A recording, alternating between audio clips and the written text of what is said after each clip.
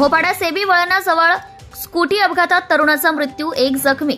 मोहपाडा चांभारली रस्त्यावरील सेबी वळणाजवळ कुमार किशोर चंद्रकांत माळी वय 29 वर्ष राहणार तुराडे हा त्याचा मित्र वेदांत हडप वय 17 वर्ष राहणार आंबे स्मृती बिल्डिंग रिस यास तुराडे येथून रिस येथे किशोर माळी यांच्या ऍक्टिवा स्कूटी क्रमांक MH46 CN 9252 वरून घरी सोडण्यासाठी जात असताना सेबी रस्त्याच्या वळणावर मोहपाडा येथील नामदेव मोटिओ किचन समोर सिमेंट डिवायडरला धडकून किशोर चंद्रकांत माळी याच्या डोक्याला गंभीर दुखापत झाल्याने त्याचा मृत्यू झालाय, तर वेदांत हडप यास किरकोळ दुखापत झाली। सदर अपघात झाल्याचं समजताच रसायनी पोलीस घटनास्थळी हजर झाले।